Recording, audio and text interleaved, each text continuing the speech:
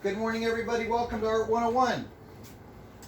And at Art 101, we do everything from the very beginning stages of a painting all the way through to the end stages of a painting. I don't care whether it's realism, abstract, contemporary, it doesn't matter. So the process I'm showing you is kind of a beginning process, but also can be used for any methodology, any hypothesis, anything you want to do. And as far as I'm concerned, theory and hypothesis become fact when you actually do it. So these are hands-on videos. I want you to try it at home. It makes a lot more sense after you see how it works. You're going to see me do it. What we're doing today is, you already see if you've watched the previous two videos in Art 101, from transferring that thing to this, we're now in the glazing stage of the sketch. Now, why glaze? Why not just use a spray fix and go to work? One, spray fix does not fill in the pores of the canvas. Two, spray fix does not make it so your brush is not worn when you're working. And three, spray fix does not create a light barrier between the surface of the canvas and all layers of paint coming forward, i.e. reflections.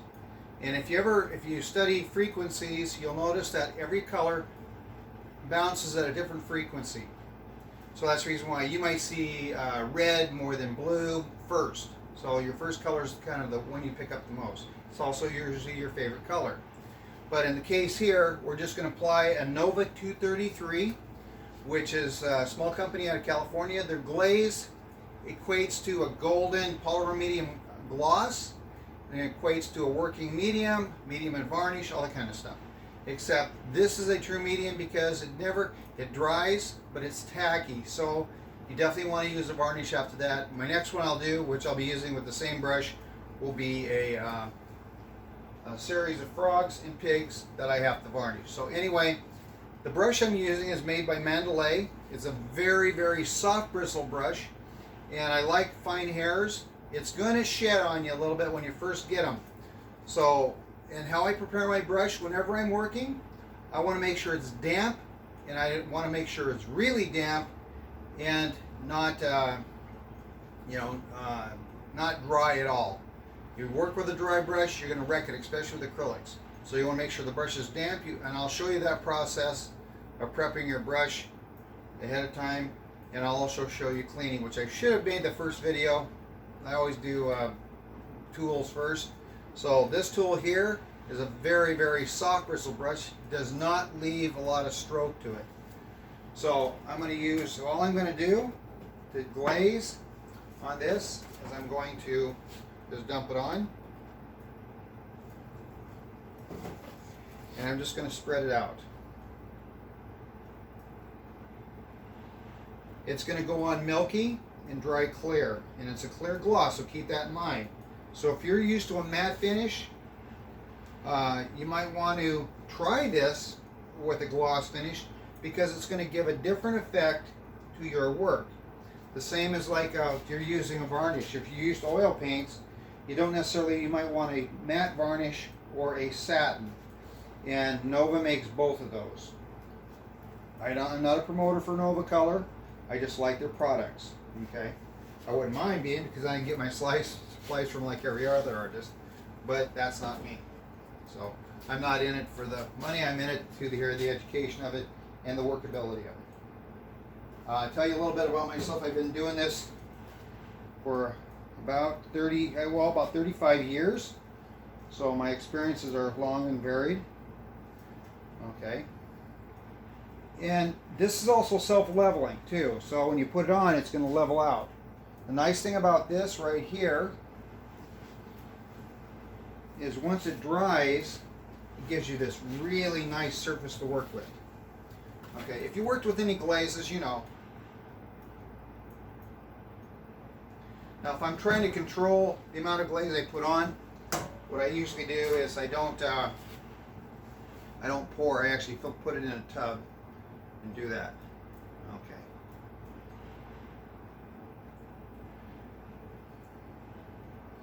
Now, if you go from the glaze to the varnish, you don't really have to clean your brush. You just want to make sure as much of the glaze is out of there. It's kind of the same process. I don't do around the edges because I figure that's kind of like I'll do that later. And yeah, that wears on the brush a little bit, but not as much as your entire painting. And you can always tell your brushes when they've been well abused and loved. Make sure that's all the way to the edge.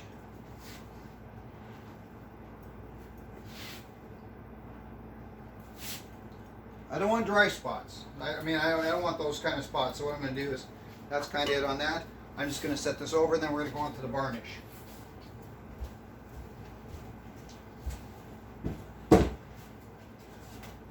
I sell paintings of pigs, lots and lots of pigs. So you'll always see me, some videos I will use pigs as demo, and other times I will use them as a sketch.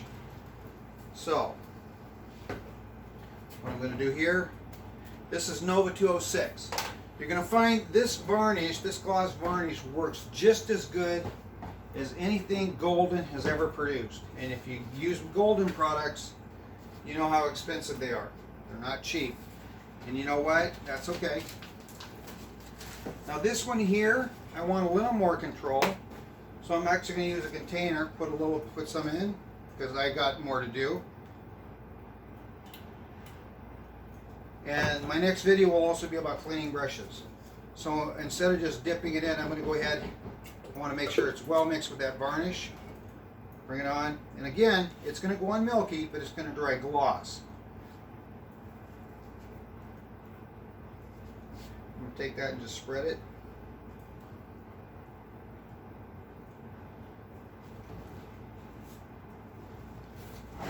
And you know, if you varnished, if you haven't varnished, then I'm going to say you need to learn about varnishing and the importance it is to your work. If you don't do it, your work suffers, the paint film cracks, it gets brittle over time, and it's really important in acrylics to do this, because remember, pigments love reflection. They like to be seen. They don't want to be hidden. So when you see me paint and you see my colors, you'll understand.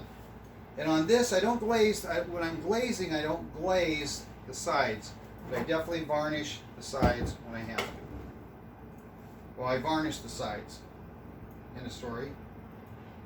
I don't want to have any buildup.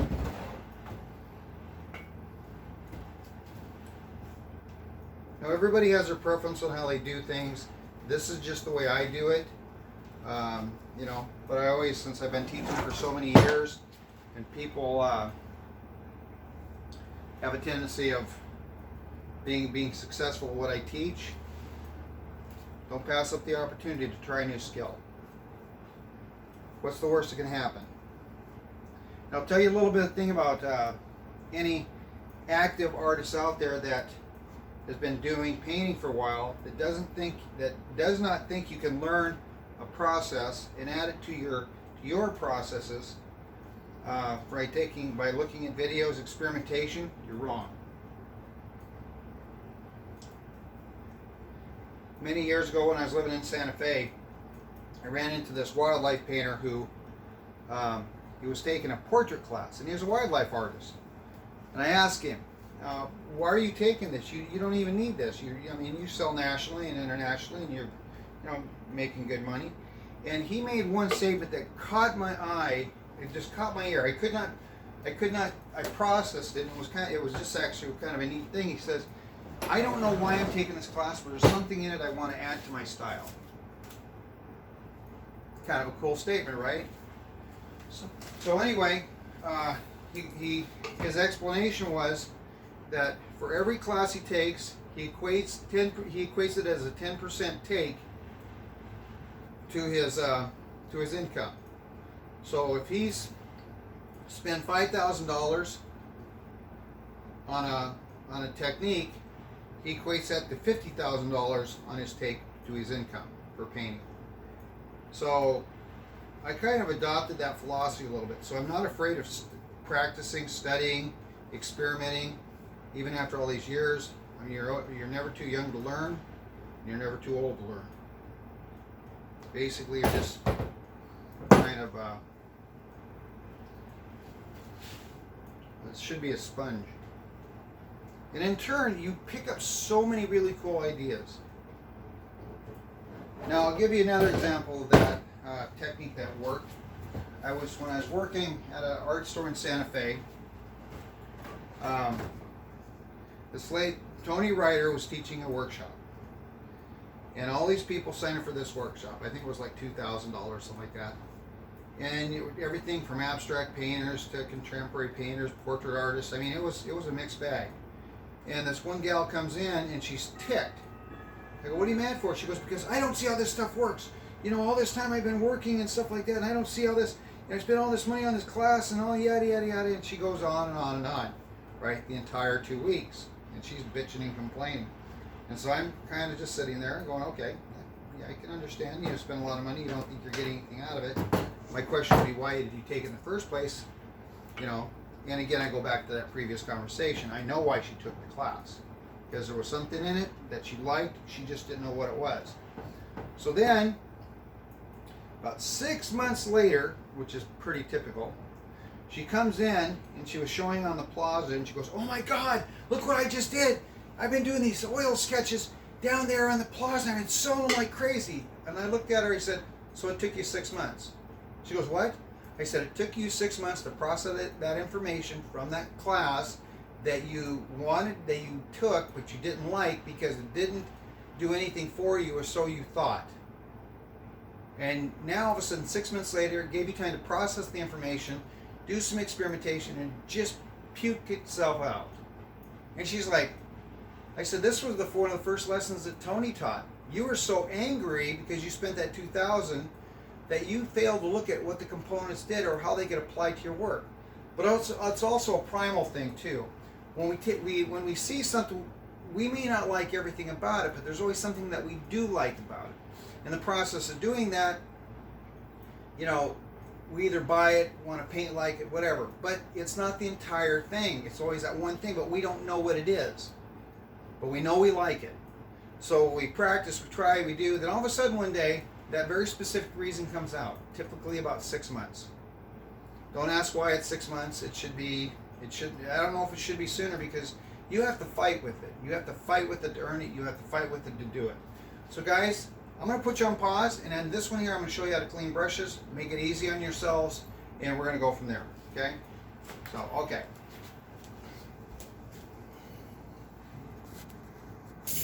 Okay, folks, back. I should have made this into a separate video, but that's okay. It's like a little hidden gem. So the first thing I'm going to do is I want to put my glaze back in its bucket, and that's what these are for. I have these little funnels.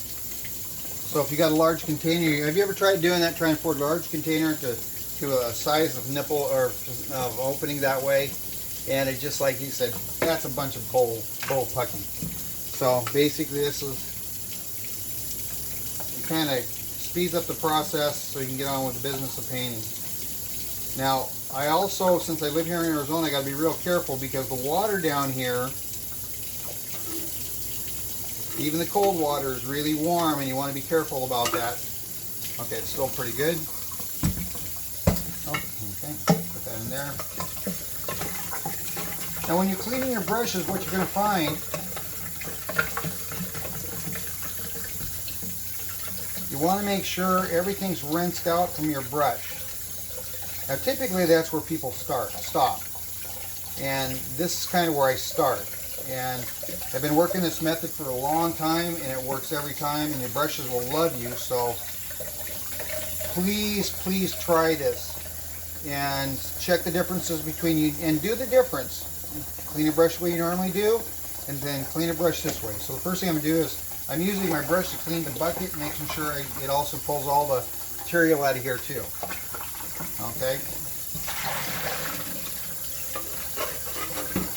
And glaze, like everything else, can build up, and as you can see, this has been a well-loved bucket. I love my buckets. Okay. I can feel it's pretty well stripped down, or the glaze is pretty much out of here. That's pretty clean, so I'll set that over on another area. And now this is where the cleaning starts, okay? You want your brush to be beautiful. You want your brush to last forever, right? So if it's a $7 brush, you want to make it a $1,000 brush. If it's a $1,000 brush, you want to make it 10,000. Dish soap, doesn't matter, just dish soap. What you're going to do is you're going to scrub that in, and you want it all the way down to the ferrule, and you just want to scrub it. You want to make sure it's well scrubbed. You're going to rinse, and that's going to take off residue. Now, you might stop here. You can rinse it all out, but I take it a step further, because you're always going to have to wet your brushes down again to make sure they're nice and damp. Now, if you just let it dry without anything on there, you might rinse it out, not get the brush completely wet, and then what happens is you now have a brush that has paint that's glopped up on the inside, and you have to repair it. And we will repair a brush. I'll purposely destroy a brush and bring it back to life for you so you can see how it's done. And that's where this stuff comes in. Yeah. Follow the directions, it works really good. But anyway, I'll show you that. So once I've rinsed it out and the brush is running clear, no soap suds, I do it again. Only this time's a little different. So I put brush on, I'm going to scrub it in there all the way to the ferrule. I'm just going to rinse my hands, I'm going to shape the brush. That's done. Your brushes will love you, because what happens is that soap gets in there and it dries, and you got to rinse it completely out. So that's, by the time you get all that soap rinsed out, your brushes are ready to load again. So, and they're also in good shape. Stop wasting money having to buy brushes because you wrecked them. I don't like it, you don't like it, and that's the way you go and do it. So I hope this video on glazing and varnishing and cleaning brushes was enjoyable for you as it was for me. I always enjoy cleaning my brushes because then I know I've done my part to make sure my tools stay good and clean. So this is the end of this video. Please give me a like or whatever on this. Make a comment. I'm posting this to YouTube, to my own personal web channel, and also on Facebook when I'm allowed back on. Okay, even out.